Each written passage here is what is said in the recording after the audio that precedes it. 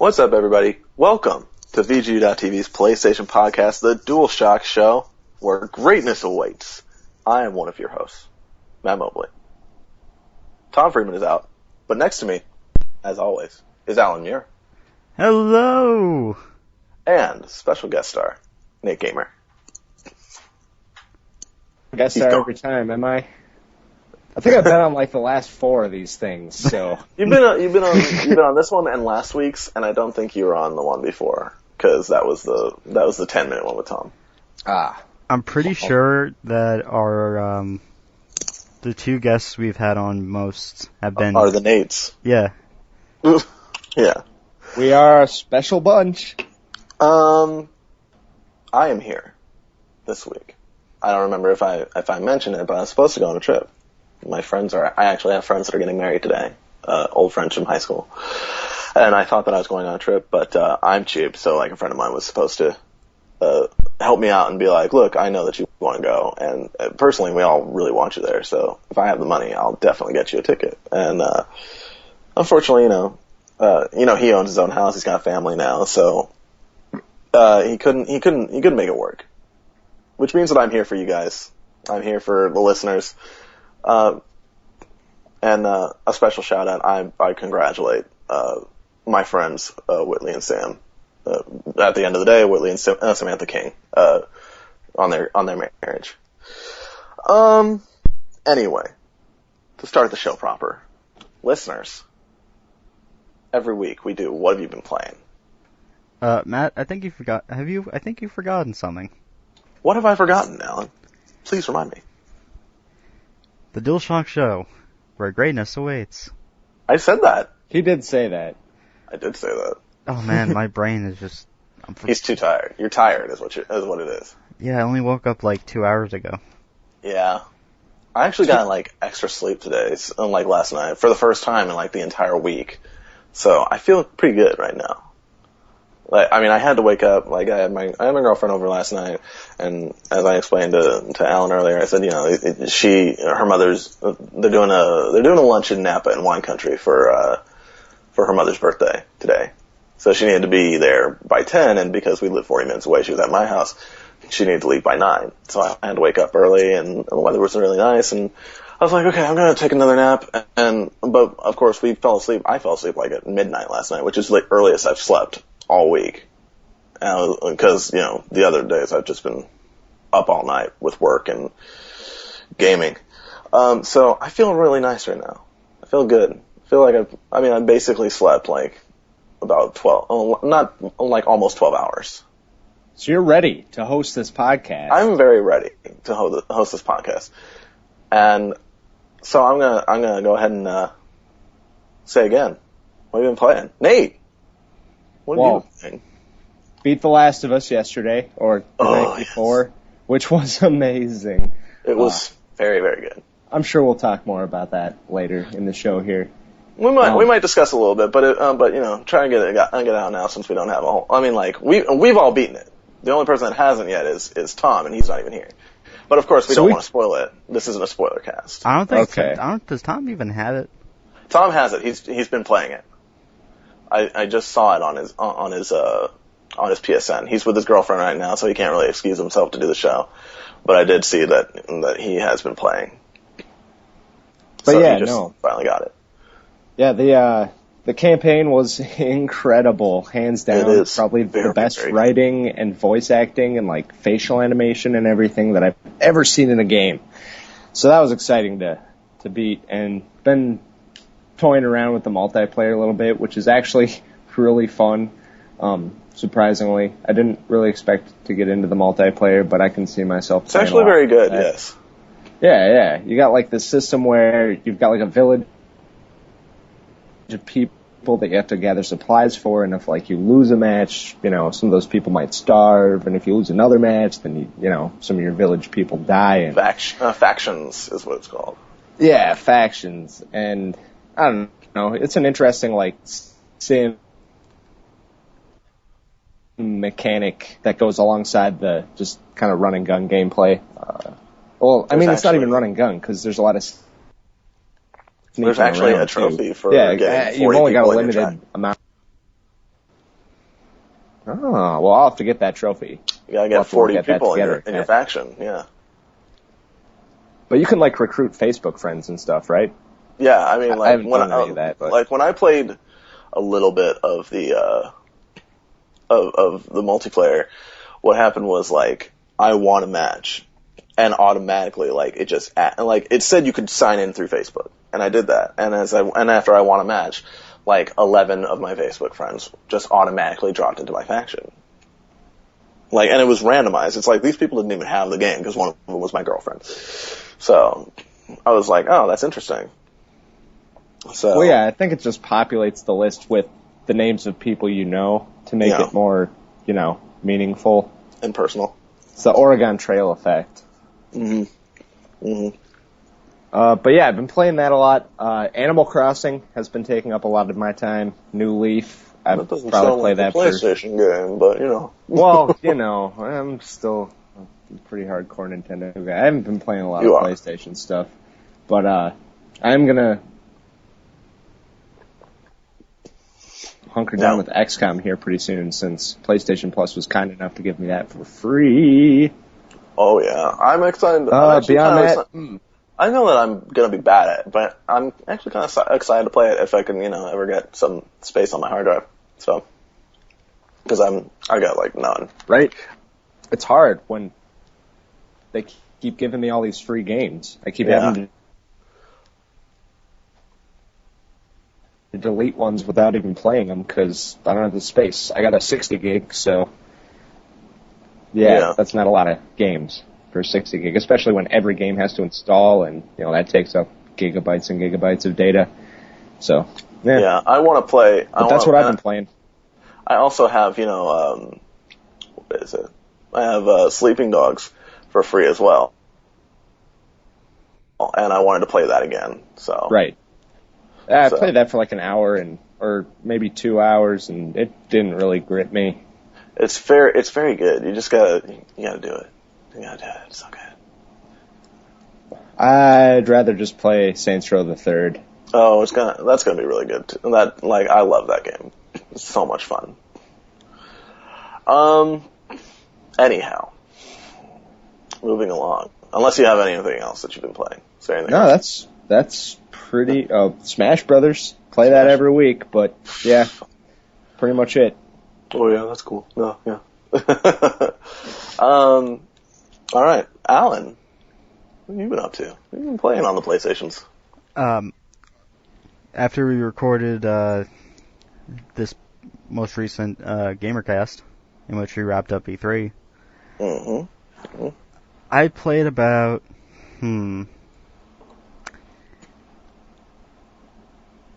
5 to 6 hours of The Last of Us, and I got to 97% and stopped playing. Why? I don't like endings. Endings. And I basically was like, that seems like a silly reason. Hey, I still haven't seen the finale. You also co-host a PlayStation podcast. I was like, you also co-host a PlayStation podcast, so I kind of have to order you to finish it. as it is a PlayStation exclusive. Hey, at least I played it rather than playing some Xbox game. Yeah. That is important too. I mean, before Last of Us came out, I was just playing Halo 4. Yeah, why? Because I played it once and never touched it again. That's the way it should be. What? Dude, that's a good game. I know, I'm teasing. I actually remember when Josh Mobley, CEO of VGU.TV, host of the Gamecast, he got Halo 4 on day one, and I sat with him for a little while and watched him play it, because I didn't have the Xbox anymore. So I was like, I'll check it out. And it did look very good. But, Although I do want to play ODST. He's played it, and he said that was really good as well. But it's probably my favorite of all the 8 or 9 Halo games. 8 or 9, yeah, main franchise. It's like even though like you know what's going to happen, you're still kind of like invested. Oh, I played ODST numerous times. Yeah. Yeah. But Yeah. as I said, I played The Last of Us, and originally I didn't even want to continue playing it because You had a love-hate relationship with it. You were tough on it. yeah, I got right up to the subway. Yeah, that part is actually really hard. Like I spent some time there. And basically, no matter what I do, I'd end up getting chomped in the neck. Yeah, there were like 6 clickers in there. So after I made my way through there, I noticed, hey, human on human combat is actually not that bad. Yeah, human on human is like kind of fun. It's still really brutal, but it's fun. And then it basically, I took your advice, which was to don't rush into things. Play it tactically. Mm-hmm. And basically got as far as you did, and then at this point you kind of like chose to stop because I didn't want the experience to be over. Yeah. It's why I haven't finished Firefly, for example. Yeah. So I have no idea how that ends. It now can live on in your imagination for all time. Yeah. Yeah, I suppose. I mean, you want to know how it ends, just finish Firefly and then watch Serenity. That's pretty much how it ends. Oh, I've watched Serenity. So now you know how it ends. Like. No. I don't know how the TV series ended, but I do know how Serenity ended. Well, Serenity is pretty much the ending. Like the TV series, there's not really an end to it. Yeah. Considering, I mean, spoilers for Serenity, like, which came out like God only knows how long, I can't even remember. 8 years ago. Yeah, like 3 fucking people die. Yeah. 3 of the main characters. I think. Maybe it's 2. I know it was like, Book and Wash, but I can't remember if there was any more. So maybe it's just 2. But, yeah. No, Serenity's good. Serenity's good. Also, Last of Us is good. And I think that you should finish it at some point. It's an experience that everybody It's worth finishing. You want to finish it. It's an experience that everybody should really go through. Like, it's emotionally intense. I mean, I've practically done everything. Yeah.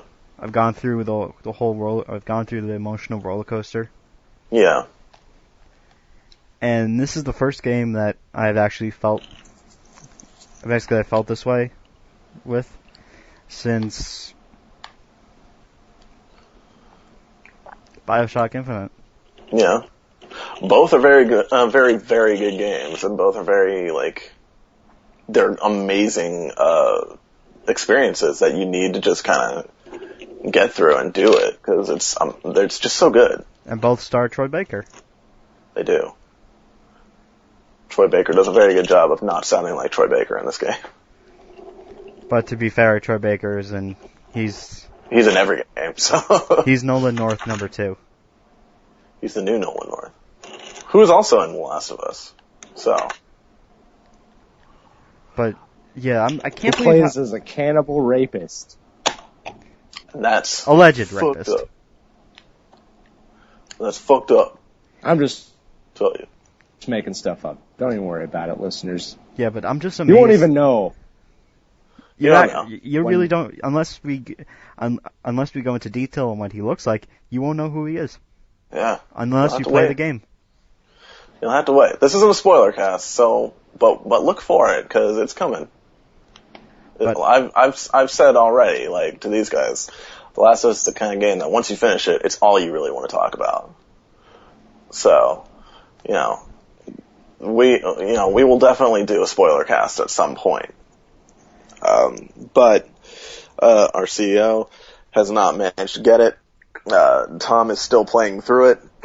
So, and even our editor-in-chief is going to play through it soon, but he hasn't started just yet. I think we three kings are the only ones who have finished the game out of the entire staff. Yeah, we are the only ones that have finished it, actually. Which, our staff is like 5 people. I mean, I think we have like, I can't even, I have to actually look. But it's like 15 or 17 people. But like, of active people in our staff chat, it's like, I don't know, maybe like 10 to 12. Because I haven't seen Scott anywhere in a long time. And some of these guys are just like old people that like have been around, and we just don't throw them out. Like 1, 2, 3, 4, 5, 6. Oh man, 7, this 8. is bad radio. Let's get on with it. Well, yeah, we have like 10 people in our staff that are like regulars. I'm just saying. Yeah, just saying. The 3 of us are like the only ones that have finished it. Anyway, what else did you get up to? I wanted to play Sleeping Dogs, but after I heard about the 4.45 bricking people's consoles, I have not turned on my PS3 since Monday. They took that down already. You don't have to worry about that anymore. Yeah, you can definitely play it now. You haven't played Sleeping Dogs yet, have you? Oh, I have. I played it on another console. Oh, on the shitty console. Yeah. On an Amiga, right? On the Virtual Boy. That'd be so immersive. Oh my god. It's a very good game.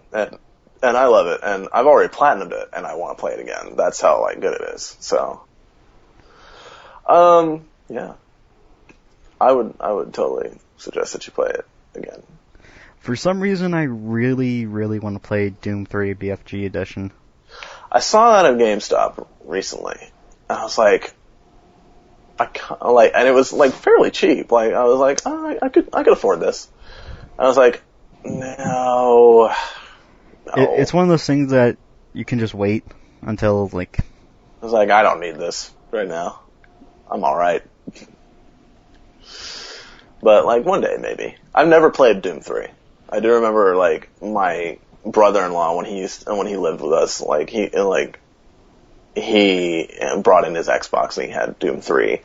And, he used to play late into the night. And I'd hear, and like, once I heard him, like, I passed his bedroom, just like, woo! So, like, you know, it's apparently scary. Oh, man. But, yeah, I've never played it. I've always wanted to, but. Well, since it's mainly an HD remake. Well, not an HD remake. An upscale of a game from nearly 10 years ago, it's kind of hard to be scared. Yeah. It's like playing Resident Evil 2 and being scared. Yeah. Well, I mean, even Resident Evil 2 has, like, it has some scary moments. Of course, the liquor in the window. Speaking of Resident Evil, people, all 7 episodes of the Operation Raccoon City. Of the Operation Raccoon City series that me and Matt did are up on YouTube, so check it out. The ending may surprise you. I mean, unless you've played the game, so. But, yeah. I actually did go back to that. That's one of the games I've been playing. I went back to that and got those other trophies. Man, that ending. And then I was like, I'm done. I don't want to do this anymore. Still gets me. Yeah, like, it surprised you. You're like, what? What just happened? It was fun. Kept us guessing. Allan, did you play anything else? No, that's it. Okay. Well, for me, guys, of course, playing The Last of Us. I finished it. Like I said, last night was like the first night that I got a lot of sleep, and that's because I've been working nights all week. Overnight, get home at like 3 a.m, play like The Last of Us for like an hour or two maybe. And then Wednesday happened, and I started a shift at 6, got home at about 12:31, and was like, fuck it, man, I'm just gonna play this. And I ended up playing The Last of Us till 8:30 in the morning when I finished it. And I love that game. And you can find my review, listeners, on VGU.TV. And spoilers, it is probably the first perfect review, the first perfect score since Kema Lilly gave Journey a 10 a few years ago. He's no longer with us, but I mean, he did give Journey a 10. May not be the, maybe we'll see another A+. Octodadding it up. Deadliest catch. Which apparently is the game that I'm being associated with now. In the staff chat. Octodad 2, Electric Taco Dude. I could see that, yeah. You are kind of an Octodad. Octodad. Seriously, people, just watch the trailer. Like, the first thing you say when you watch the Octodad trailer is, this looks fucking ridiculous. And then the second thing you say is, I want to play this. Yeah, I actually got to play it at E3, and it was super fun. It's just like the goofiest adventure game you could hope to play. And, it's just the way that Octodad moves. You're just like, this looks so stupid. Yeah, you can't help but smile when he's just like flipping and flopping around. Yeah, flopping around the environment like some kind of crazy octopus dad. Just knocking everything over. Yeah, he doesn't care. He's those big tentacles. He's got those big tentacles on his face that look like a mustache. So much fun. What else do I play? Fuck. Operation Raccoon City, like I said. Just put it in long enough to like throw on the last mission on easy and like do the ending again to get different trophies. And I put in Tomb Raider. I put in Tomb Raider lately just so I could get round up the last of those collectibles and get those trophies as well. Because it's going to take me a little time to start a new campaign or even continue a campaign of anything after Last of Us. That's just something where you're like, I just need something kind of mind-numbing for a while. Because I'll tell you this, listeners, I can't spoil it for you because this isn't a spoiler cast, and if you haven't finished it, I don't want to do that to you. But The Last of Us is just a very poignant game. It's emotionally intense. It's very brutal. It's hard on your soul. Speaks to the humanity within us all. And you're going to love it. Like, and I had to put that in my more so than I think any other game. Yeah. I had to put that in my review. I had to say, look, you gotta be warned. Like this is a great game, but you gotta be warned of two things. First of all, it's an emotional roller coaster. You're going to cry. That's just the facts. And second, it's very brutal. There is a death scene in which Joel's face gets torn apart. I had a friend send me a screenshot of his TV in which he used a shotgun on a dude, and his stomach was just open. Intestines falling out. It is a violent game. But it is a very, very, very good game. And I gave it an A+. Spoilers. And, just the relationships and everything. I can't wait to play this game in like 20 years when I'm a father. I think I'll see it totally differently. You know what I mean? Oh, of course. If, I have a kid. By then. Yeah. I figure 20 years I might. You figure by then, yeah. Yeah, if I'm gonna have one, probably I'll have one within 20 years.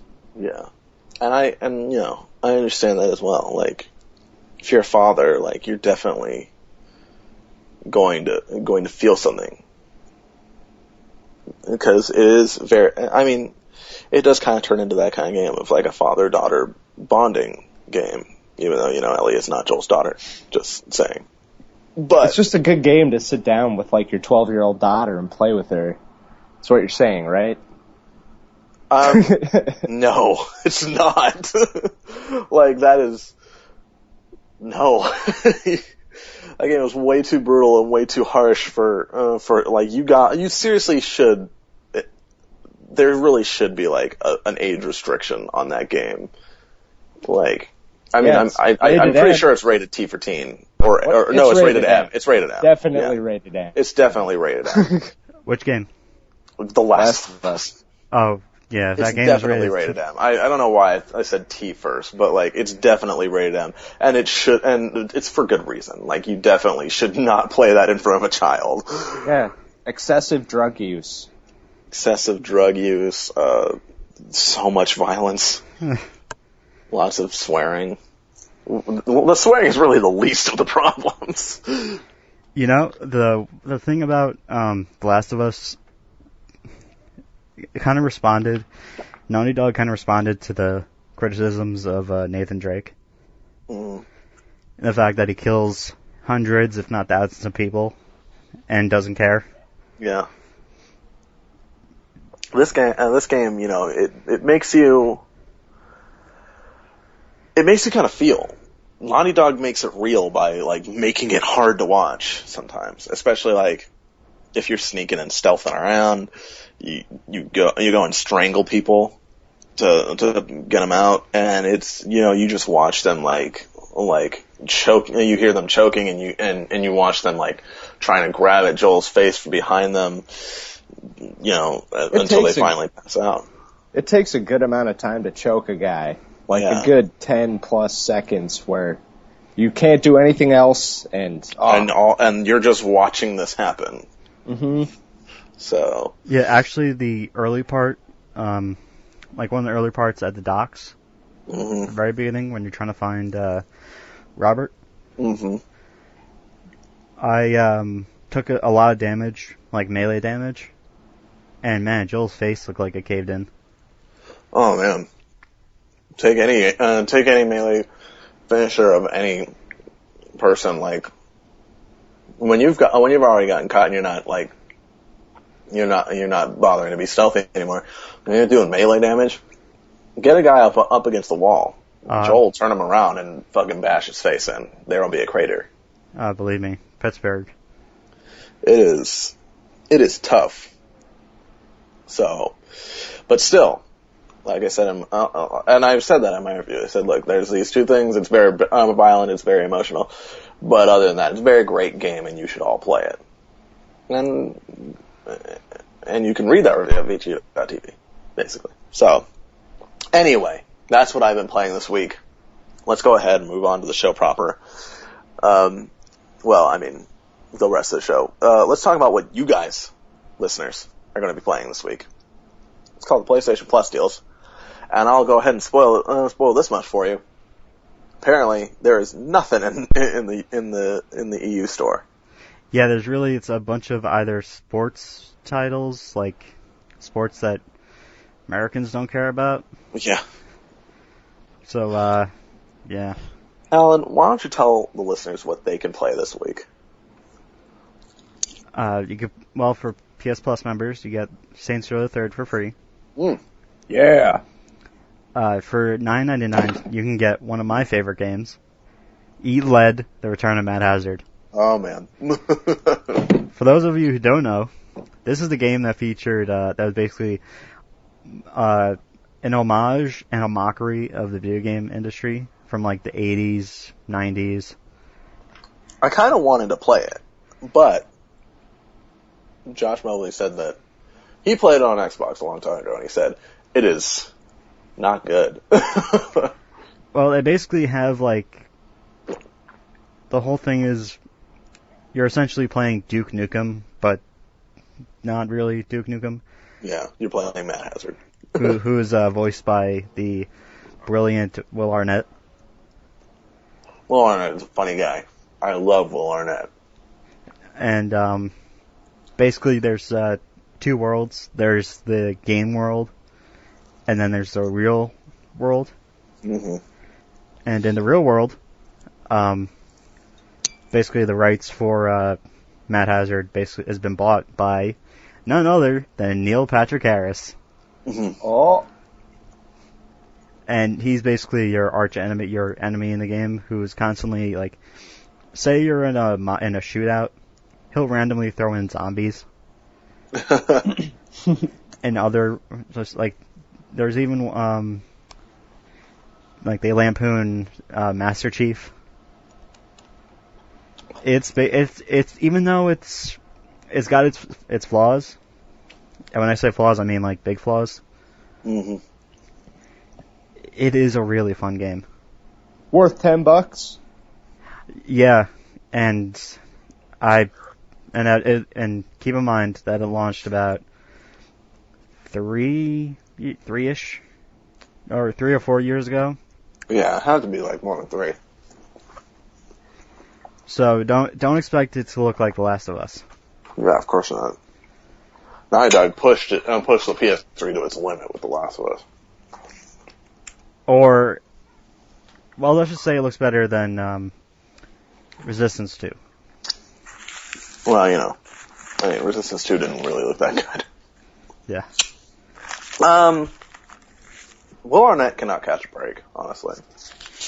Yeah. Like, poor guy. Like, Arrested Development got canceled. I mean, it came back, but like, still, it got canceled in the first place. Running Wild got canceled. Up All Night got canceled. He was on 30 Rock. He was on 30 Rock for a little while, but basically, I mean, like, he was great. It wasn't his show. He did the increasingly bad decisions of Todd Margaret. Oh, the increasingly poor decisions of Todd Margaret, which I did watch like all in a row. Like I watched all 12 episodes in one night, like in a row, and that is a very funny series. But you just like every episode, you're like, why? Why would you do that? Yeah.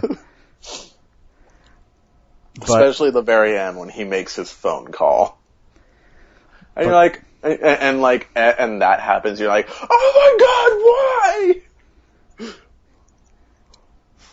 I mean, his feature film career is not really that great either. Mm-mm. I mean, I don't think anyone took him seriously in Jonah Hex. Oh, no. No.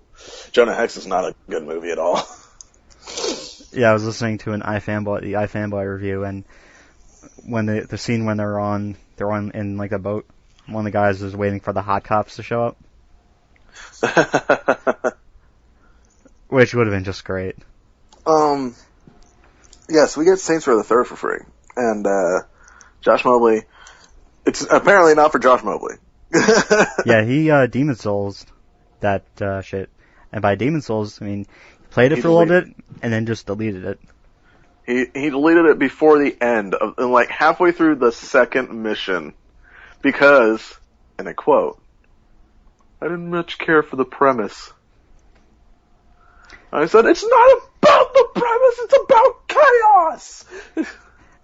Yeah, I don't know if you guys, heard about this, but when Jason Rubin effectively took charge, or he was hired as the new, I think either president or CEO of THQ, he said he was disappointed in the Saints Row series and that it should be something along the lines of Red Dead Redemption or Grand Theft Auto. No, it shouldn't. It's boring that way. Like, let Grand Theft Auto be Grand Theft Auto.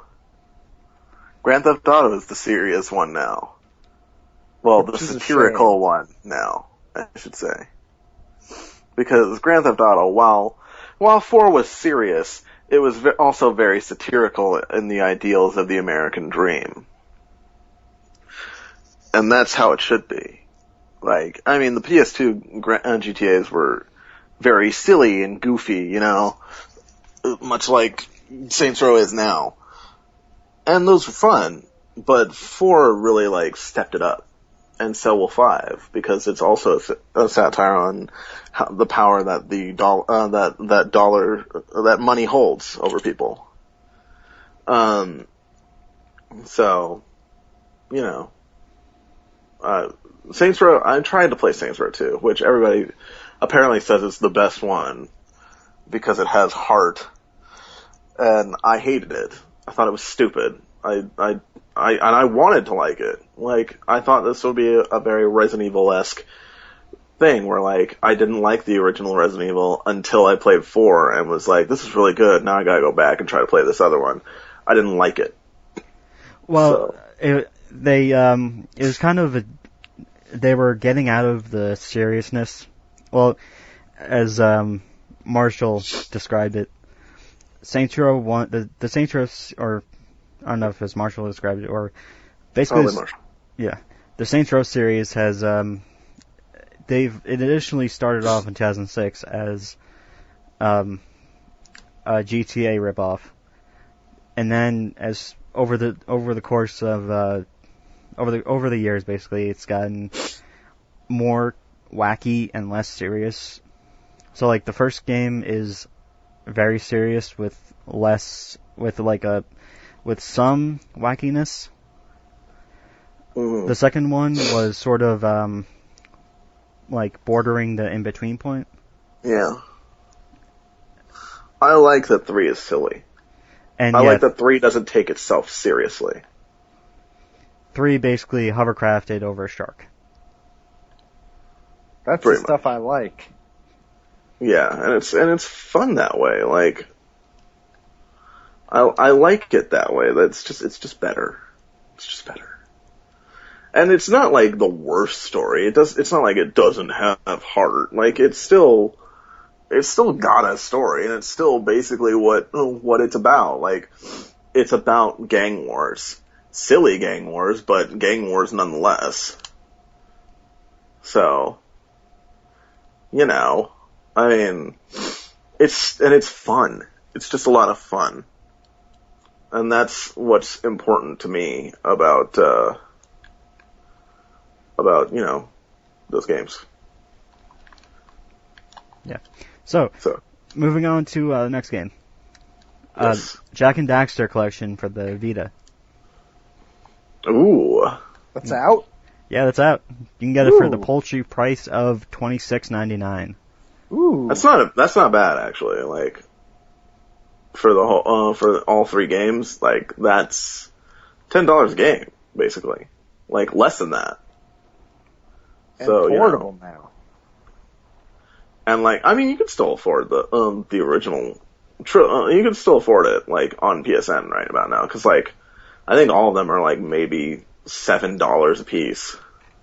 Actually, if I'm not mistaken, they're about $14.99 a piece, so...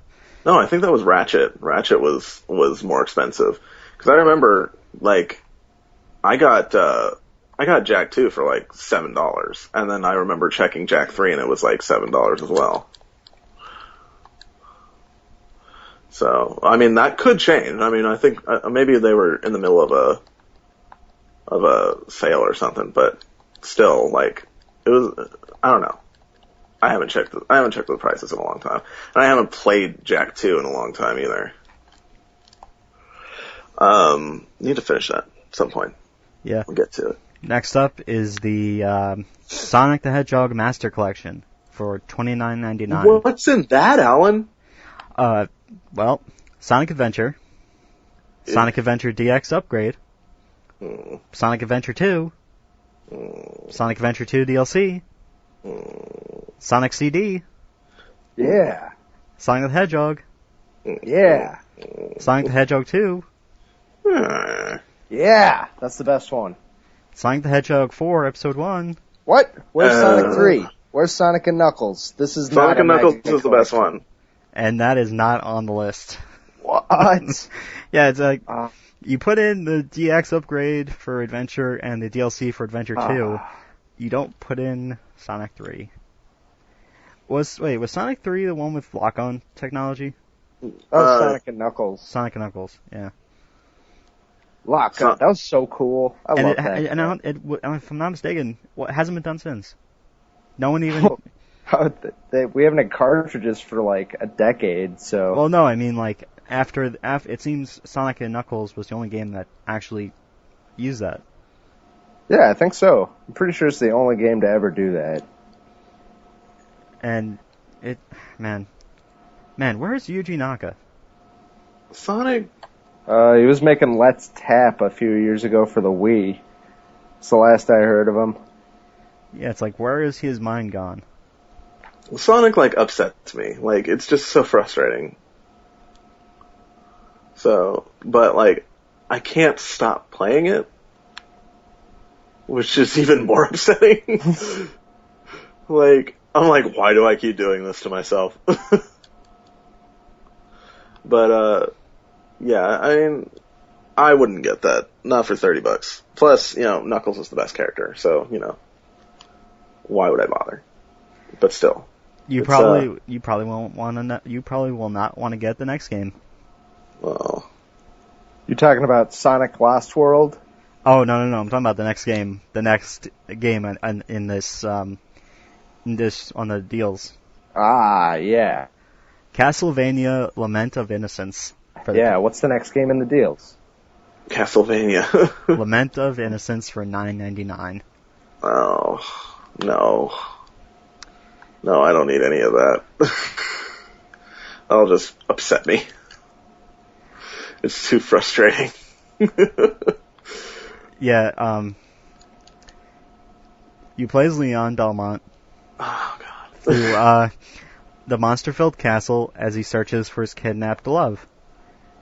Exploring the castle in an open-ended task with puzzles, concealed items in rooms, and bosses.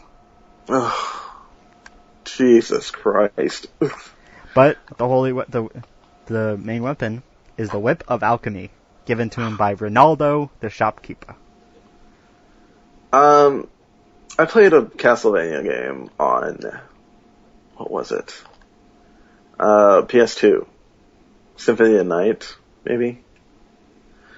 I thought Symphony of the Night was PS1. It might have been. I don't remember. It was one with Leon, and it was on PS2. I can't keep track of that fucking series. There's just so many. But yeah. All I know is that that there has been a lot of Castlevania like 3D games. I think there was actually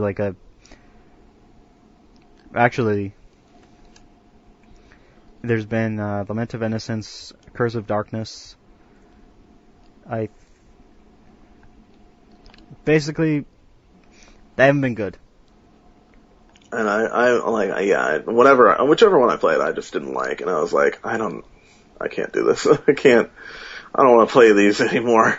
I mean, this was a PlayStation show, but honestly, the best ones have been on the Nintendo handhelds. Mm-hmm. They were really good. All three on the DS. Even the ones on the Game Boy Advance. Yeah, those ones were great too, man. I heard Lords of Shadow was good. And I thought about trying it out, but then I was like, oh, I'm just going to be disappointed. I'm sure of it. If I'm not mistaken, there was a part where you were being chased by werewolves who were on wolves, or werewolves who were on wolves. It was like really weird. There was a chase sequence which basically just did not it made no sense whatsoever. Like, does that series ever really make sense though? I mean, yeah. Let's be honest. It's a series revolving around Dracula. But the Lords of Shadow is essentially a reboot of the series. Yeah. But who cares? It's got Robert Carlyle and Patrick Stewart. Oh man. So buy it. Yeah. So buy it. Good news. Patrick Stewart is coming back in Lords of Shadow 2 as Zobek. Well, I don't know how to feel about that. I don't feel anything about it. Because, I don't play it. But then again, it's not Mirror of Fate. I mean, it's just, you're losing me. Just like, okay. Mirror of Fate was the 3DS one that was just terrible. Alright. Just, like, any of this Castlevania talk, I'm just like, I don't know how to react to any of it. Like, 'cause I got nothing. But there is actually a reason to be worried Okay. for Lords of Shadow 2. It's the same team who did Clive Barker's Jericho. Oh, no! Yeah. Oh, man. I actually didn't play Jericho, so... I made the mistake of playing the demo. And I actually was thinking about buying the game during that time, when I eventually bought Legendary, it was either that or Jericho. Oh, well. And you've never been the same man since. To be fair, I was also considering buying Daikatana, so... Oh, no. Which I'm No. still not going to get. Yeah, it's, for now, one day your curiosity is just gonna be like, I gotta try this Daikatana. And we're just gonna be like, oh, Allan, no, don't do that. For the people, for the D&D fans. Yeah, that's me. D&D Chronicles of Mysteria HD is on the PSN, or is on the PlayStation Store for $14.99. Honestly, D&D is not meant to be a video game. That's a game of the imagination. No. Yes, it is. Yeah. And like putting it in a video game, that just kind of defeats the point of the purpose.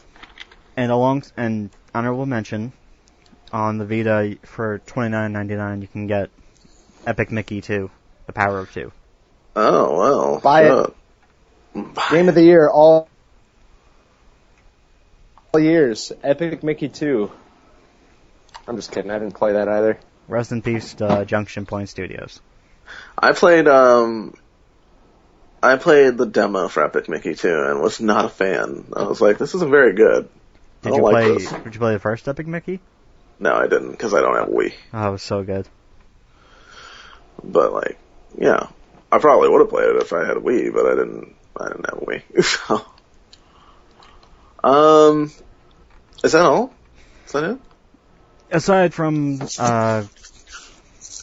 God's Eater Burst, which is a PSP/Vita game for that, another PSP/Vita game for Plus. That's just about it. Well, all right. Okay then. Then I guess it's time for This Week in PlayStation. PlayStation news!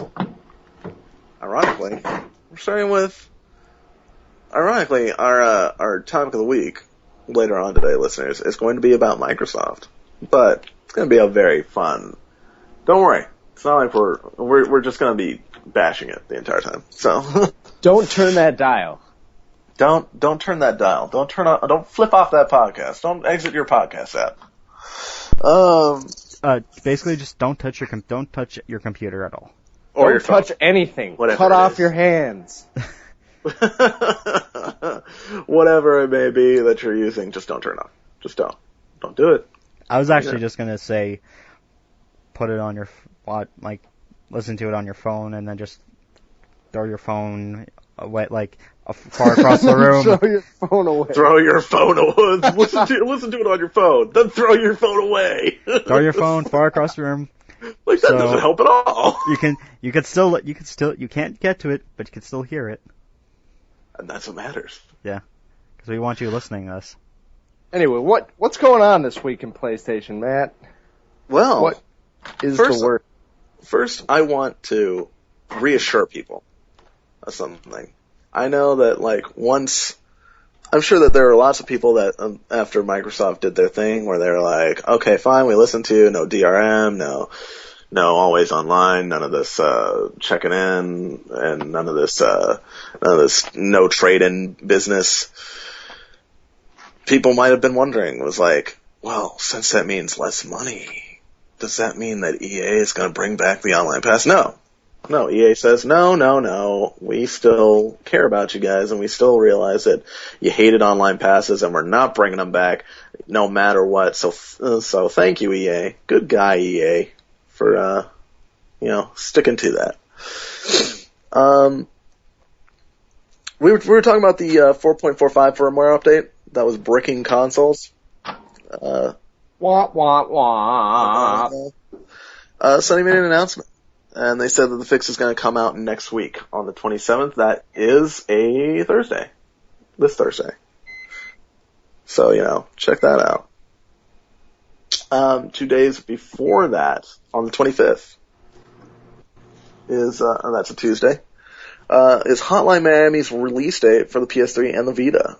Yeah, that's a great game. Everybody get that game and play it. It's good. I've heard very good things about it.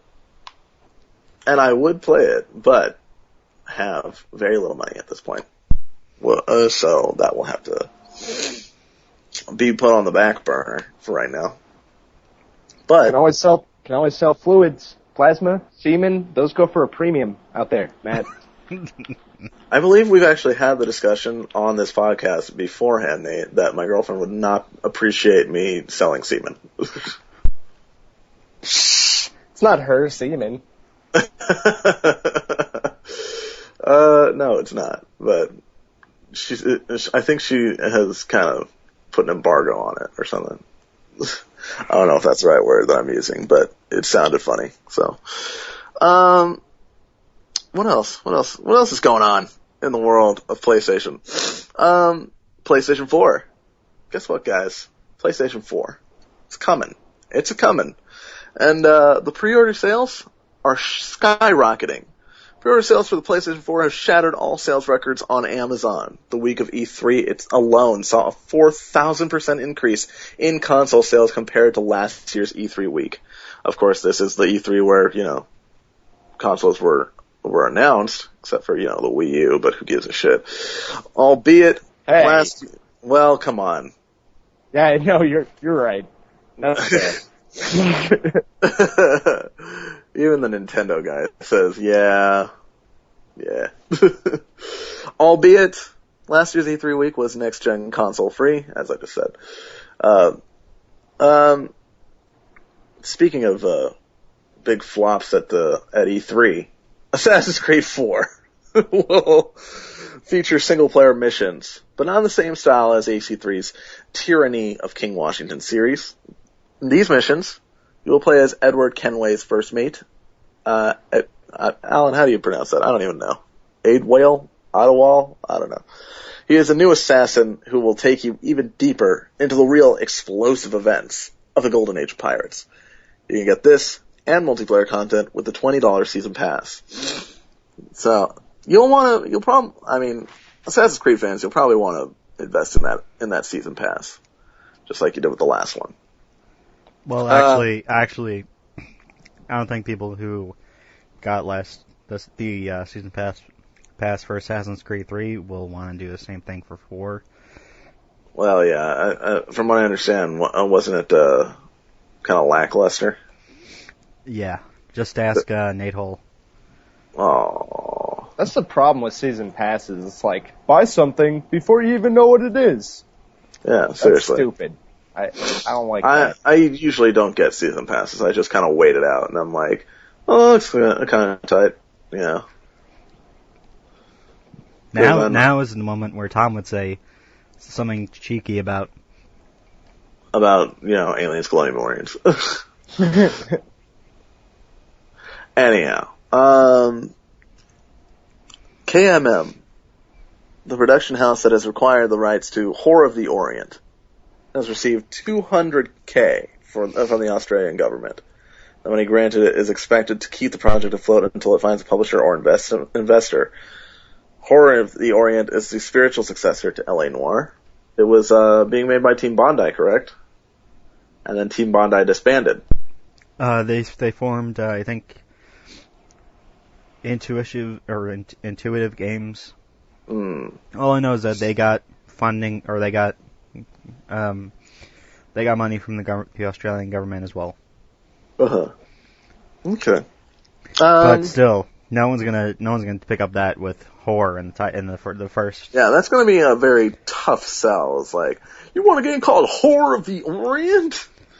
I don't know. The first alternative that came to my mind was Vixen of the Orient.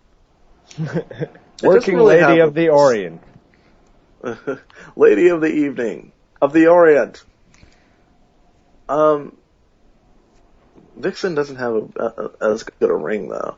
Like, maybe it's just because we've heard it a lot, so, like, we're kind of used to it, but Horror of the Orient just kind of rolls, unfortunately. It's going to be like a pimping simulator, right? I think it's a little more dramatic than that. I don't know what could be more dramatic than a pimping simulator? Well, I mean... You have to track your women down, get them to give you your money. I think Saints Row already did that, so... Yeah.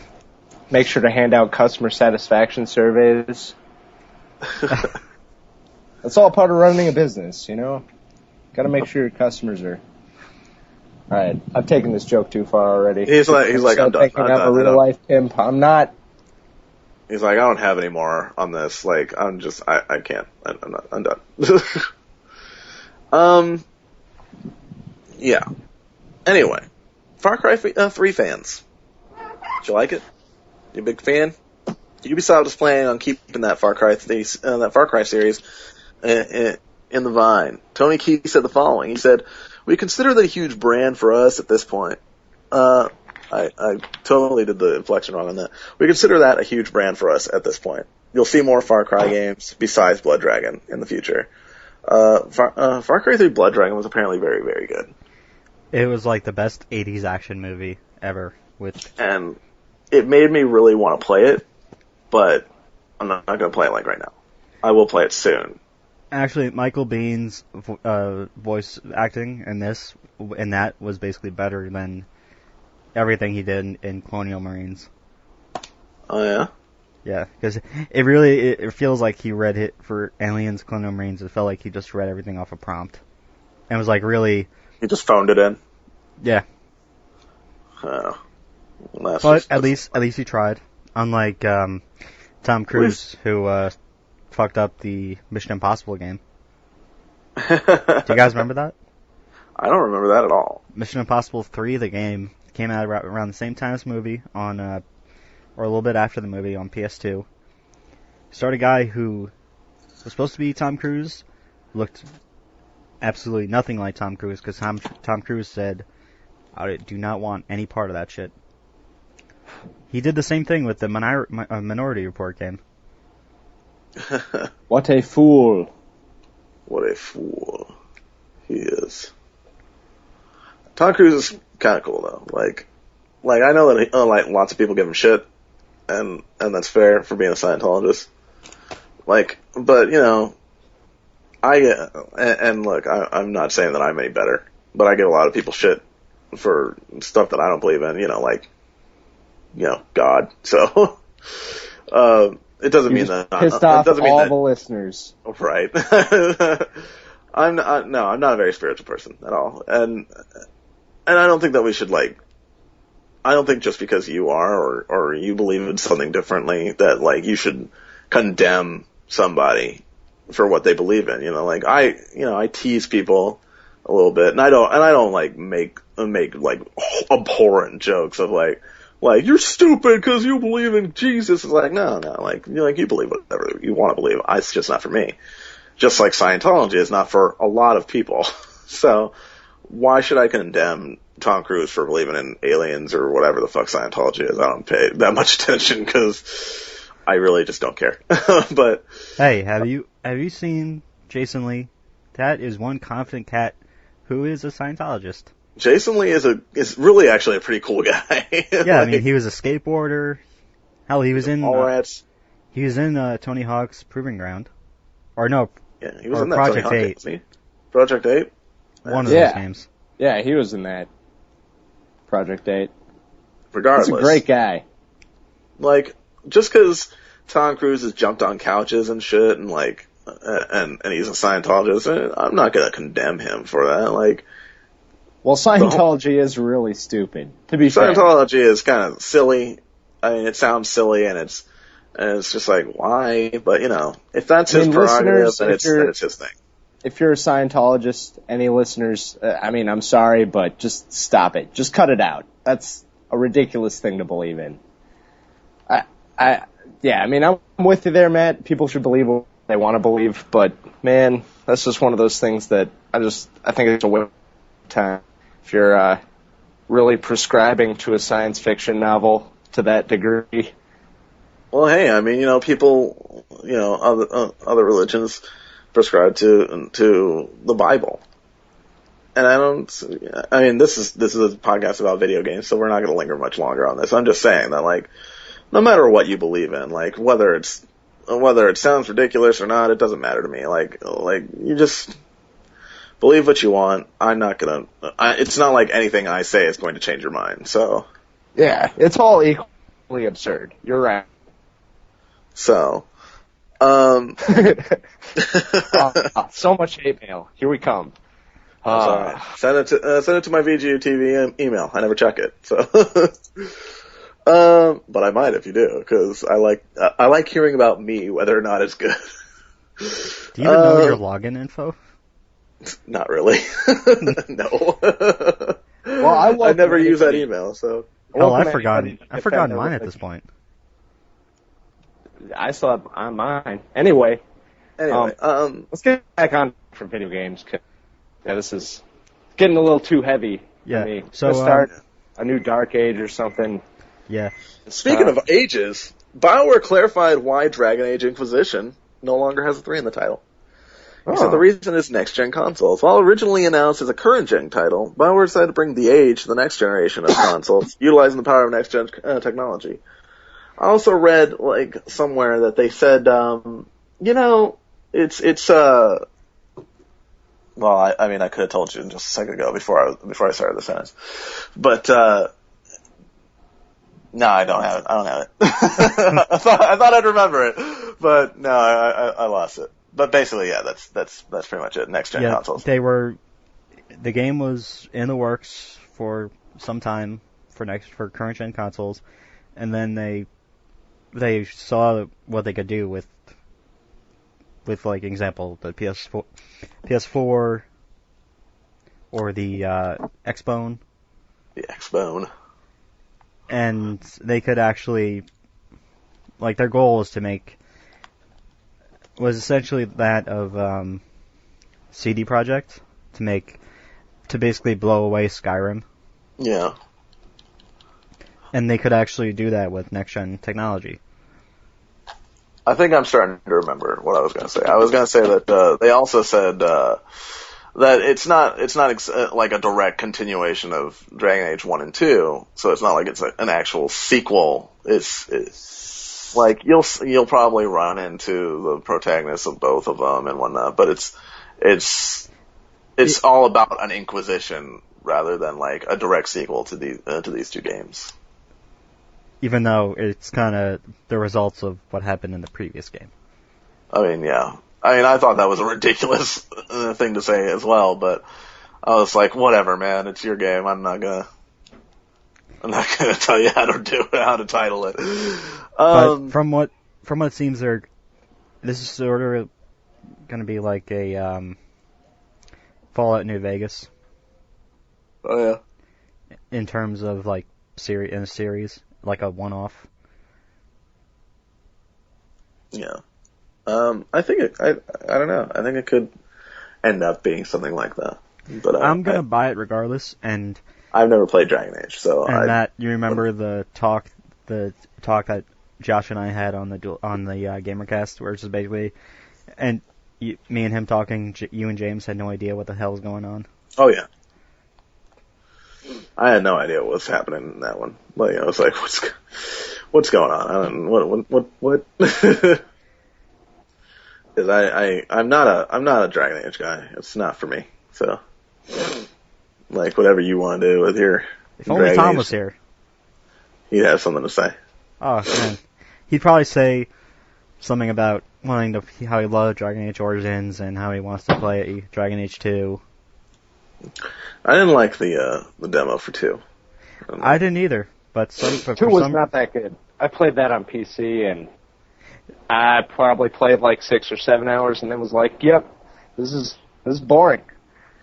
Speaking of which, though, I need to get back to Mass Effect. And I only say that because Dragon Age 2 was basically a Mass Effect clone.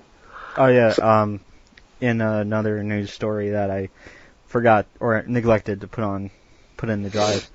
Mass Effect 4 is gonna pretty much share the same mechanics with Dragon Age Inquisition. What? They talked about Mass Effect 4? There was I a haven't story. heard anything about that. There was a story up a couple of days ago, but I didn't read it because I was like, who gives a shit? Like, Mass Effect should be done. Honestly, I think that Mass Effect should be done. Well, I want to see more stories in that universe for sure. And More in that universe, sure, maybe, but like, yeah, I don't like. I could easily go with like not having any more Mass Effect games. I'm okay with it. Nah, I'd love to see more Mass. Like, the universe is so well fleshed out and like amazing. It is very well fleshed. It'd be a shame for them to just turn their backs on that and say, "Oh, we're done," because it'd be like not making any more Star Wars games. You know? Right. There's actually the design doc for Mass Effect 4 is in physical form.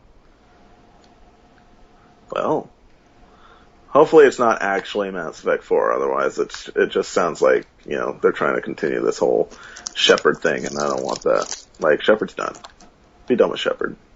Yeah, the tweet from Yannick Roy of BioWare Montreal.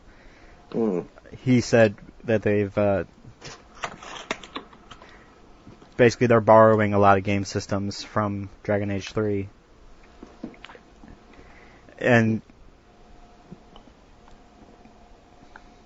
basically they're going to, instead of starting from scratch, they're going to start with some of the core systems of Dragon Age Inquisition.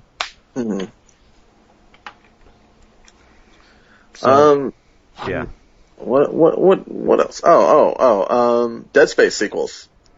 The possibility of a new Dead Space is actually not as slim as you'd think. Frank, how do you pronounce it? Jabot? Frank Gabot said the following: "The Visceral guys have done a great job with it. There's no reason to believe we wouldn't visit it again." Which, it actually is kind of unnerving that he says the Visceral guys did a great job with it. Meaning that, like, Visceral would not do Dead Space 4. I mean, already I'm like, why do you need any more, like, Dead Space, honestly? Because 3 was not very good. Well, also it didn't sell very well, which is pretty much the whole thing with EA. If it doesn't sell well, like, then you're done. Like no more for you, but, Wait, if I'm not mistaken, Army of Two didn't sell very well. Like the first one, back in 2008. Army of Two never sells well. Yeah, and they still do it. Yeah, they've put in like two or three sequels. Yeah. And just now we're getting another Mirror's Edge. What the fuck, EA? What the fuck? EA doesn't listen. They're just like... They on crack. EA is just like, well, fucking, like, you can play co-op with Army of Two. Really? I'll admit, they had one feature that should have been in Gears of War, and that was the high five system. And you already have that in, like, fucking, like, Uncharted multiplayer, too. And you also, I believe there was a high five in Last of Us. Yeah, there was. Yeah, there is. In just one too. spot. But it was awesome. It was very nice. Yeah. I don't know. I still want to play 3, even if it's not very good, but I want to play it because, I play the other 2. But still, I don't know. Speaking, though, about Frank Gabot, he says, he said the following regarding DICE, working on Star Wars Battlefront. He said, "They're not just going to ape what we see in the past. They're going to bring their own sensibilities and design ideas. We want to innovate. We want to try new things." When asked about the nature of the Star Wars licensing deal, Gabot compared it to the DC Batman games. While they take place in the DC universe, they're not playbacks of the movies.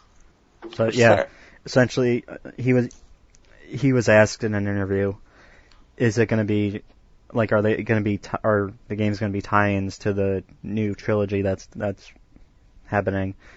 And he pretty much said that they're going to be stories with, it's like the DC Batman games, it's like the Walking Dead game, stories in the universe, but not related to like the actual movies, yeah. The actual movies or story, the main plot. Yeah. Which I'm actually pretty excited about. Yeah. I still want to know regardless, I still want to know what BioWare is up to. Yeah, that's fair. Visceral, not so much.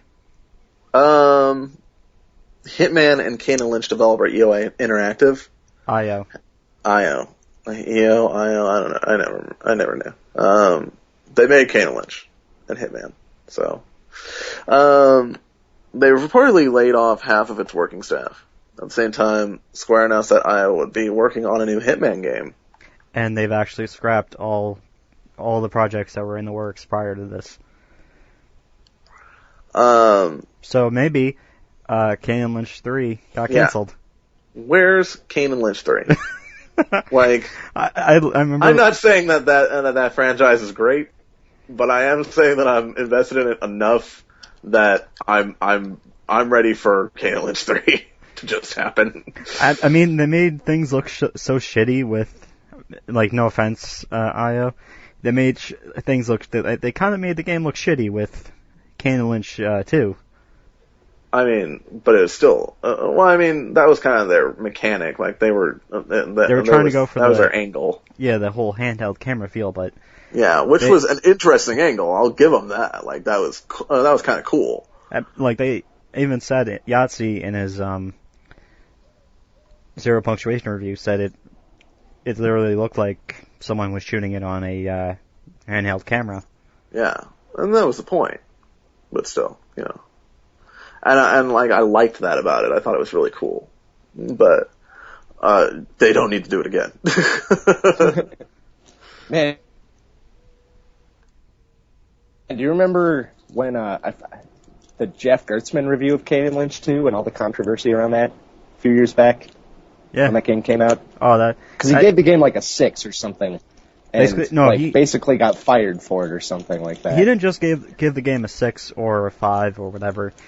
I don't think he gave a single positive.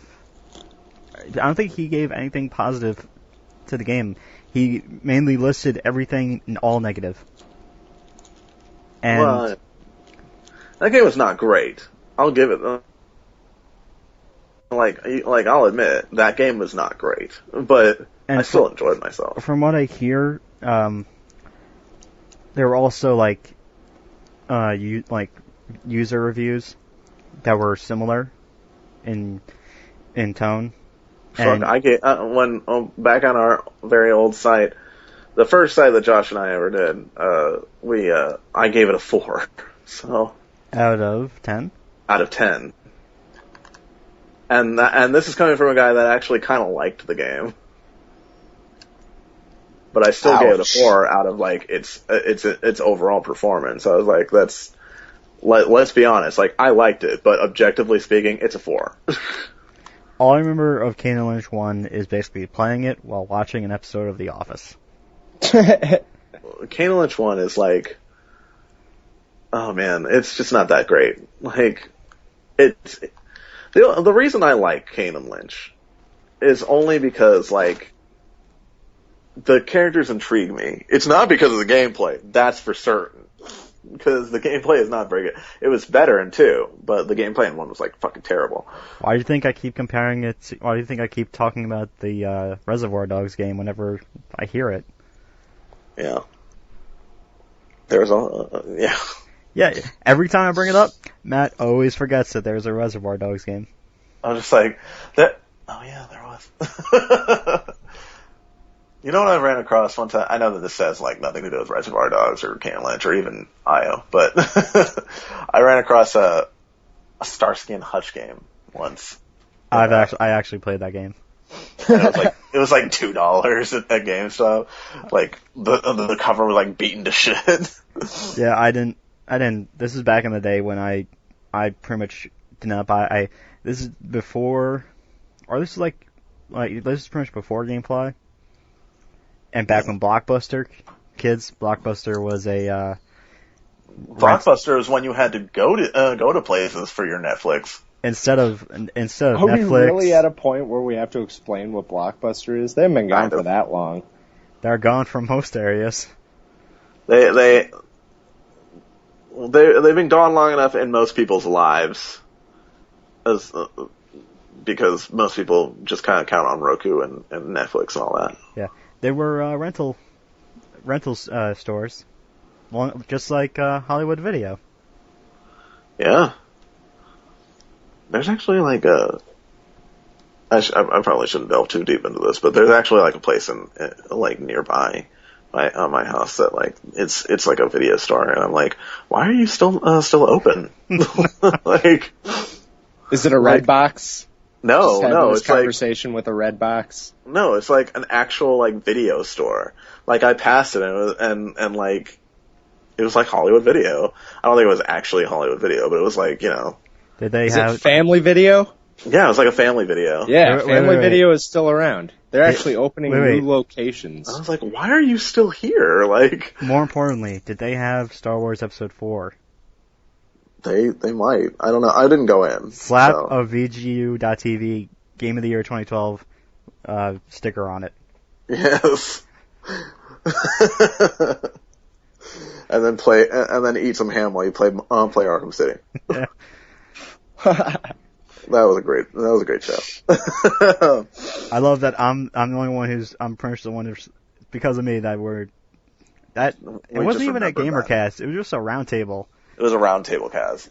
Listeners, one of our best shows of all time has got to be the Game of the Year round table for 2012. Look for it on our YouTube page, youtube.com/VGU.TV official, where it is myself, Josh Mobley, Nate Gamer, and James Pangello, all talking One day about, I'll be Nate Pangello. all talking about our Game of the Years, and there's just a long discussion on Transformers and spoilers. Batman Arkham City. Game of the Year edition. And how we're just gonna slap a big Game of the Year sticker like Oprah's book club stickers on Star Wars Episode 4 and ham. And oh man, that was a good show. And James didn't get a chance to actually talk until like the last 10 minutes. That's the way it should be. Anyway, I'm sorry. Back to the news. We already talked about that. Pete Hines of Bethesda Softworks said the following to IGN about Prey 2 during E3. It's simply not good enough. Basically, this is he's talking about what Human Head had done, and the whole thing about being like offered to Rebellion turning it down, going to Obsidian for a while, then working on it for like a couple months. Mm-hmm. And then the eventual, well, not happy about it, resting place at Arcane. Mm-hmm. Quick thing. Did you guys know that Arcane was made of a bunch of ex-Deus Ex guys? Huh. No. I didn't know that. No. Yeah. Interesting. Yeah, I had no idea. Like Deus Ex from the like the original Deus Ex, or Yeah. Oh. Which I never actually, played the first Deus Ex. after playing Dishonored, I'm actually not surprised. There's a little bit of Deus Ex in there. I never played the first Deus Ex. I kind of wanted to, but like Play that. Do not play Invisible War. No. They dumbed that down. But I wanted to play Deus Ex, and then like I played Human Revolution. I wasn't like a huge fan of it. I think that my desire to play the first Deus Ex kind of died down after that. I still want to try Deus Ex Human Revolution again, because we got it for free, and I figure might as well. But you know, I want to play Sleeping Dogs again first, and then free up some space, and then I'll probably play XCOM. Because, you know, at least I'll at least give that an opportunity. I don't know how well I'll be at that. Anyway. It all relates, people. It all relates. Sleeping Dogs and Deus Ex. Both, IDOS. I mean, Square. Square? Whoa! Simply not good enough. We're not going to just proceed blindly with something that isn't good enough. We spent years and millions of dollars and a ton of effort trying to help Human Head make a great Prey 2 game. What we said the last time we said anything was that it's not up to our quality standards. So, they're not happy with Prey 2, basically. That's a bummer, because the first Prey was awesome. I don't know if you guys played that game, but... I never did. Again, if Josh was on here, he'd talk about how it basically made him... almost made him sick just from the whole thing of going... It was essentially like the gravity roller coaster. Yeah, there's some weird gravity stuff, and also, like, just the graphics, some parts of it, I mean, they've got that kind of disgusting, what's the word I'm trying to think of? Like, just big, bulbous, moist things all over the place. Gross. And the doors kind of look like anuses. Gross. But, I mean, the gameplay was solid, and the story was really cool, and the environment was pretty neat. And it's one of the very few games to feature a Native American protagonist. I think it is like the only one. Assassin's Creed 3, sir. Oh, well, he's... Well, actually, one of the... No, forget that. That wasn't a good game. That wasn't a good game. But Prey... Finally, someone is catching on that Assassin's Creed is shit. So. Oh, like I said on the GamerCast, I haven't played an Assassin's Creed game since 1 back 6 years ago. Well, 1 was fucking terrible, but 2, like everybody says that, like, if you hated 1, like, 2 was much better, and I don't believe them, because I thought 2 was very boring. I was like, oh, it's just all so boring, I don't want to play this anymore. So, but yeah. Prey, the only game where you got to shoot, what was it, owls, ravens, when you with a bow and arrow when you died. Yeah, I forget. I think it was like eagles or something. Jeez. Basically, got to shoot birds with a bow and arrow, and that was awesome. Well, it was interesting, and I mean, you can do that like in some other games now. It was kind of awkward because, like, I was, it ties into the whole Native American heritage thing, but it seems like it was really obviously written by a bunch of white dudes. So, I don't know. I guess as a white dude, it didn't bother me, but I could see maybe the Native American community having a bit of an issue with, you're in a spaceship and then you die, but then you get resurrected by, like, your spirit guide. It's just, it's wacky. I love it, though. I love wacky stuff. That's what video games are all about. Yeah. I like wacky. It's fun. Finally. Oh, yeah, Prey... Yes. Before we move on, yes, Prey. Prey, another game produced by 3D Realms. Ooh. A.K.A. Apogee. Which we were talking about before we started the show. All ties yeah, in. except that we talked about this before we started the show. So, like, the listeners are like, what? What does that mean?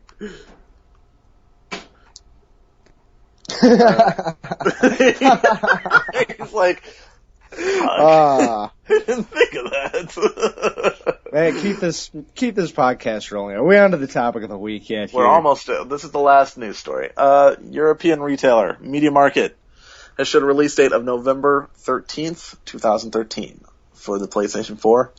Sony responded to IGN by saying no further announcements / comments to make at this time. PlayStation 4 is launching this holiday season. Our very own Chris Erb predicts a November 12th release, taking cue from Activision, 11, 12, 13. Which is a Tuesday. Which is a Tuesday.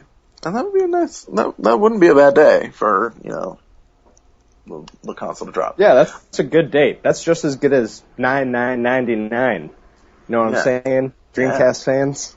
Or 999 for Beatles Rock Band. Or 999 for, that movie, that Tim Burton movie 9. That was a piece of shit.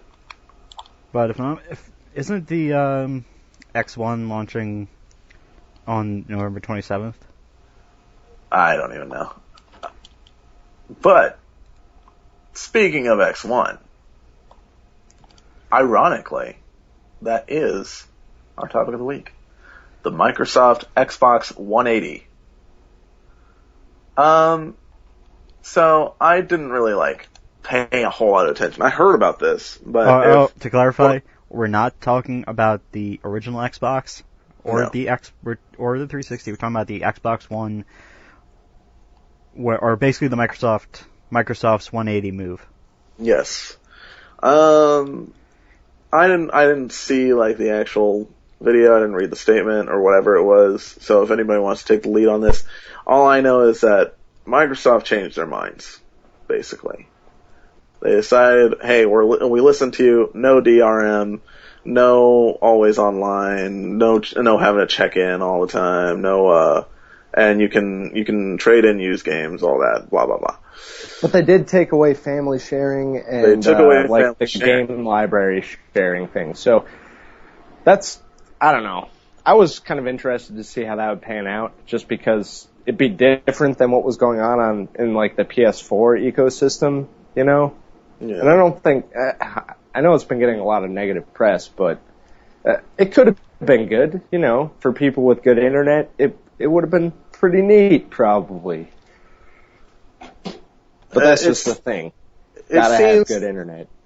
Yeah, and that was the major problem with the Xbox One, and you know, it seems that this was their only way out of the gigantic hole that they dug themselves in E3. Because they just kept, as we discussed last week, you know, they didn't even bother to discuss any of the problems that everybody was having. They didn't bother to you know, Don Matrix said that, if you want an offline console, well, we have one, it's the Xbox 360. You know, they just kept digging holes, digging it deeper and deeper for them. And, I'll go on record and say that I'm pretty sure this is their only way to get out of it. And there are also rumors that that they're going to lower the price to $399, which basically just confirms to me that Sony won. Yeah. Because now they're basically on a level playing field at this point. I mean, a little more level. Wait, they didn't say that they're going to reduce the price to $399, did they? That's what I've heard. I don't No, think they're they not. said that. And I don't think they would, but I did hear that. No, it's still $499. I figured it would be, considering it's you're still getting a Kinect. But if they decide that since they don't need always online to release a console without the Kinect, they might go down. But they don't want to release a console without the you need that Kinect because they have Kinects all up. They need to have that across all their user base, because otherwise developers won't utilize it, and it won't set the Xbox One apart from the PS4, which is, for all intents and purposes, more powerful of a system. Yeah. Yeah. And cheaper. Regardless, though, at least minus the price. The consoles are on a more level playing field at this point. Both are now, you know, PlayStation now has to charge you guys. PlayStation Plus is actually required for online play, much like Xbox Live. Xbox Live is starting to give games away for free, albeit for the first few they're really shitty games. Well, not shitty, because Halo 3 is actually pretty good. But they're really old games, so who gives a shit? We just got Saints Row 3, and that's still at least $20 at GameStop, whereas Halo 3 and Assassin's Creed 2 together would probably get you $10. So, and here we are, we're kind of at a level playing field, minus the prices. I still personally, you know, want a PlayStation 4. Fuck the Xbox One. Even if this had been the case, from the beginning, with no DRM and all that, if there had been none of these problems, I still would have been no, I'm not getting the Xbox One. That's not a better deal. You know why? Because, you it's the PlayStation 4 is $100 cheaper, and PlayStation Plus is $10 cheaper a month, and that's really what matters to me. Plus, better games.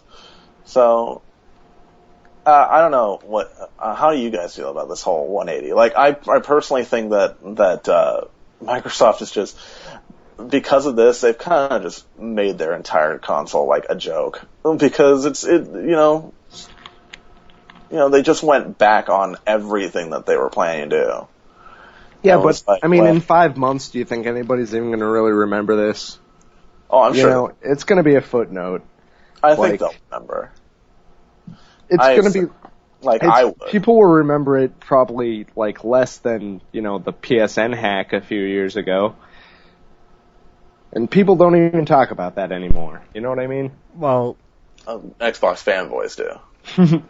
when they're like, well, at least at least we don't get hacked. For all get our shit all. Get our credit card information stolen. It's like, shut the fuck up. That happened one time. Although my credit card information did get stolen, and my bank account was emptied on account of that situation, I was pretty pissed. Yes, there are no casualties, but it did happen once. And look, despite it happening to you, Nate, you don't hate PlayStation, right? No, I don't. I would say that the PS3 is the best console of the current generation after all is said and done, which is interesting because I started off the generation banking on Wii, and that didn't really pan out, so I got a 360, and then that broke, so I got a PS3, and yeah, that PS3 has been real good to me. Yeah? Real good to me. Yeah, it has never not worked. The only thing that I hate is the, horrible update times, but I'm hoping that, considering that PS4 will be much better with updates. It's already been said, hasn't it, that, you'll be able to play games as they're downloading. Oh, yeah, of course. Well, and I'm sure that having the extra incentive for people to buy PlayStation Plus and having that extra source of income to, deal with server costs and everything should improve their online experience, because, let's face it, they've never been quite on par with what Xbox Live is doing, but it has been free. So, if they can bring, an Xbox Live-like experience as far as, cross-game chat and just the way their friends list and all that social stuff work, I think it works a lot better on 360, and matchmaking is a lot faster. Mm-hmm. If I can have all that on my PlayStation platform, then hell yeah, I'm already a PlayStation Plus subscriber, but yeah, if I weren't, I would totally become one to have just that stability, Yeah. Yeah, exactly. I don't know. What about you, Allan? How do you feel about this? You're getting both. You're getting both consoles regardless. Yeah, this really doesn't affect me because it doesn't affect you. But considering that you got that you put down some money on the Xbox One before these changes, how does it make you feel at all? Are you just it doesn't matter, or are you just well, it's interesting, what do you feel about it? I'm actually kind of happy that Microsoft did this, because negative feedback really didn't do anything. It was just they never really listened. Yeah, there'd be the people who hated it, and then there'd be the fanboys who'd hate the haters.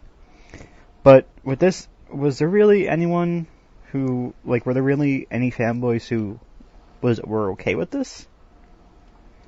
No. There had to be a few fanboys that were like, "Oh, it's no big deal. It's no big deal." I haven't talked to anybody that thought it was a good idea. And I would, being at E3, it's something I asked a lot of people, and nobody liked it. So, yeah. But, even so, I don't think it's, the outcry of gamers that changed it. I think it's more the pre-order numbers between the PS4 and the Xbox One that probably spurred this on. Which, I mean, proves once again that capitalism is the greatest system in the world. Yeah, once they see that, like, nobody wants to get their Xbox because of all this shit, they're like, well, PlayStation's obviously doing something right. You know? Yeah, exactly. And I'm sure their pre-order numbers spiked right after they announced that they weren't going to be doing that bullshit anymore. Yeah. So, good for them, man. I'm glad. It'll be good to see it still around in 5 years.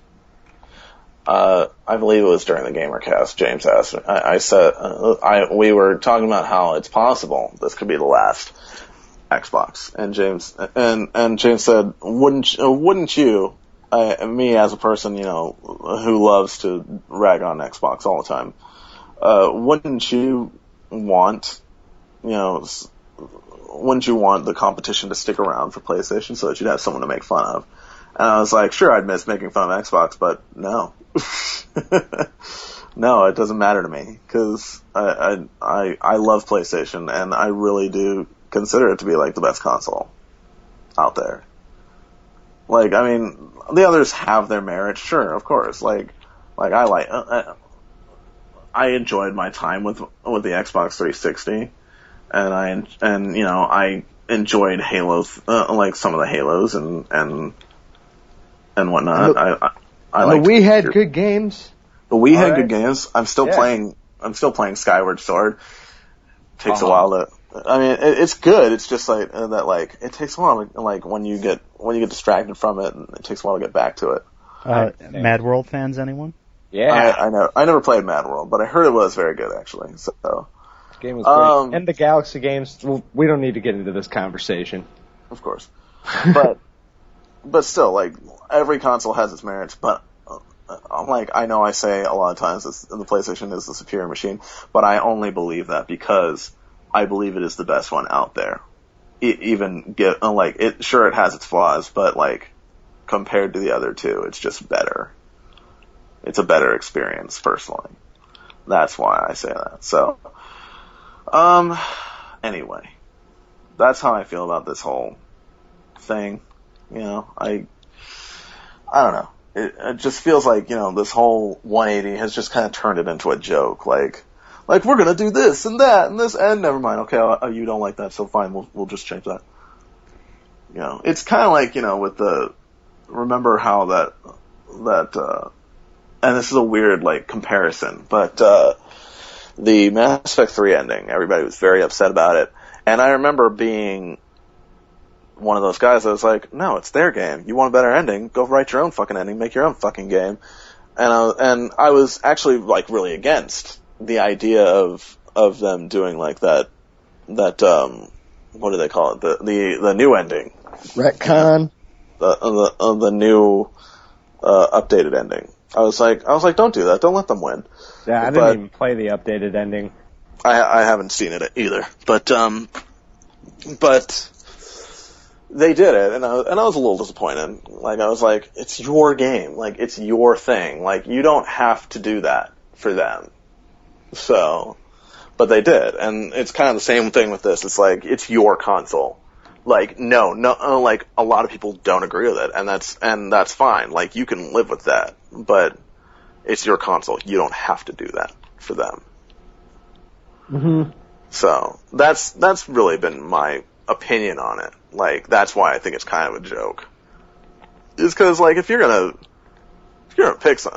do something, like, do it. Don't half-ass it and be like, oh, well, they don't like it, so we're gonna change it. Yeah, I mean, I feel bad for the people that, like, pre-ordered the Xbox One based on the family sharing stuff and based on, like, the cloud server technology being implemented, because, I mean, if they don't make online a requirement, then that, like, cloud computing crap that they've been talking about isn't going to be something that they can just, like, easily build into a game, assuming that somebody will be able to use it. So there was an image floating around the internets when they announced this whole thing of an Adam Orth tweet. People will remember Adam Orth. as the deal with it guy, the guy that said that always online is the future, and why would I live in a bumfuck nowhere town? Deal with it. And there was a picture of a tweet that he put out that said, "Damn it, I worked hard on that." Hashtag Xbox 180. Which, just pissed me off further, because I hate that guy. So. Yep. But, still. Anyway. Any last minute thoughts on, the Xbox 180? Just good for them. I mean, yeah, it's definitely, you're definitely gonna get more, Yeah, they needed to do more it, sales. and they did it. So, yeah, good. It has immediately improved, like, my perception of the system. Like, I'm a lot more interested in picking one up now. Because before, not so much, but, oh, God, the Xbox One does look like it has some sweet exclusives. But nothing that's going to top Infamous Second Son for me, so that's going to be my game. Or Octodad. Or Octodad. But mostly Infamous Second Son, because holy crap, I love those games. And I don't know if you guys saw the gameplay for Second Son, but it looks freaking phenomenal. I didn't see any. We'll have to check that out. You gotta look that up, because, man, you're, like, flying around as a wisp of smoke, going into, like, a pipe in the side of a building, and then popping up out of the chimney, and then you, like, fly across on jet hands, and then just, whip a dude with some chains. It's awesome. It's awesome. And then the environments are, like, really destructible. Like, most things you can just, like, blow to pieces. Yeah. I still have to finish Infamous and start Infamous 2. You haven't started Infamous 2? Oh my god, they're both so good. They are. 2 is way better, though. 2 is way better. Tom is out of his fucking mind if he thinks that 2 is a piece of shit. Tom said that? Tom did say that. He said he didn't like it. What's wrong with that guy? He said that 2 was garbage, and I said 2 is fucking amazing. Like, spoilers, guys, 1 ends, like, pretty much the same way either way. So, everything the choices really don't matter in the first one. Like, but the second one changes what color your electricity is. That's pretty much it. The second one, like, there are actually consequences for your choices. So, shut up. Shut up, Tom. You're wrong. And Zeke was awesome in the second one. Like, he was so much better in the second one. Oh, yeah, no. The voice actor did a way better job, whoever that new guy was. No, I'm pretty sure it was the same guy. And no, you're thinking about Cole. Zeke was the same guy. Oh, yeah, Zeke was the same guy. Delivered the same awesome performance.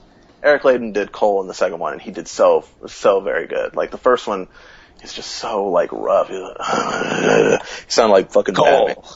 Well, that was the point. He was supposed to be an everyman.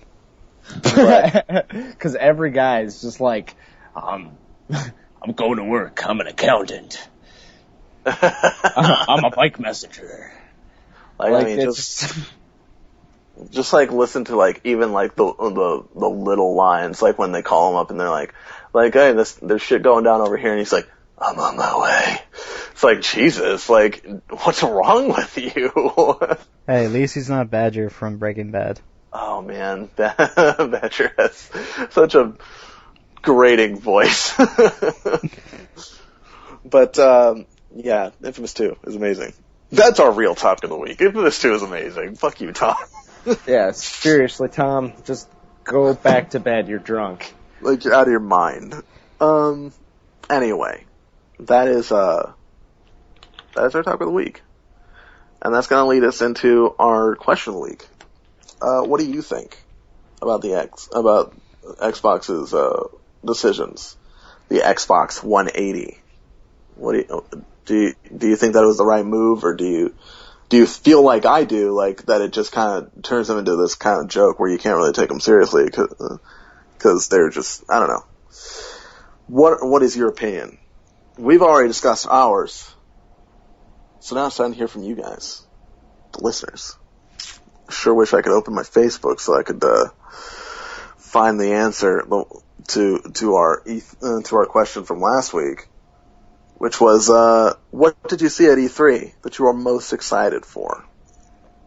We discussed it last week. I think I said Metal Gear Solid 5, of course. Did I say Octodad? I don't think you said Octodad. You might have, but I'm pretty sure it was. You didn't. I think it was either Octodad or Dead Rising 3. I'm pretty sure you said Dead Rising, yeah. Which looks pretty good. Dead Rising does look kind of good. I mean, Dead Rising I always, had issues with. Because I just couldn't figure out how to save in the first one. I did end up going back to the bathroom and I would save. I'd be like, okay, I don't want to play anymore. I'm just going to play later. And then I'd be like, save. Press the save.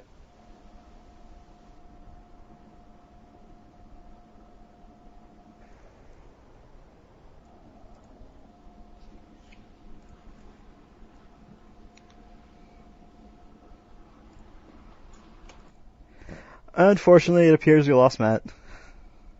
Which is a shame because we were close to the end. It's like losing your guy in the third act of it's like losing the Arbiter in the end of Halo 3. Yeah, it was rough. I think he might be back up, though. He just posted something in the chat. Let's get him back in here real quick. Can you call him? I can just add him back.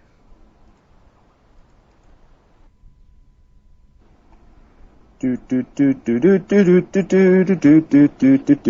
we are. Sorry. Skype app Welcome back crashed. to the podcast, Matt. Skype app crashed.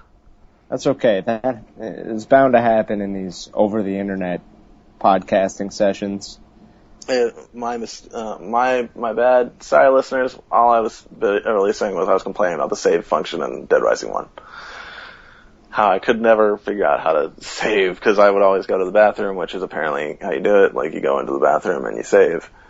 And I would go in there, I'd press the save, and then all of a sudden it's just I'd turn off the game, I'd be like, I don't want to play right now, I'd turn it back on later, and it was like I never saved. It was just new game, and I was like, what the fuck? So, I don't know. After that, I just really didn't care about Dead Rising again. Plus I had a standard definition television, so couldn't. You cannot read a single thing with that. Can't play it on an SDTV. Just can't happen. Yeah. Anyway, what's this week's question of the week? This week's question of the week is about how do you feel about the Xbox 180? We just talked about that. Yes, we did. But we did have one answer for last week's question about the best thing you saw at E3 that you're most excited about. And it's from a friend of mine, Alex. Just one answer. Albert probably didn't see it because I threw out questions at the last minute, and he's probably busy. But Alex saw it and he said, Titanfall looks pretty badass. Are you bummed that it's not slated to appear on the PS4? Yes. I'm bummed. A little bit.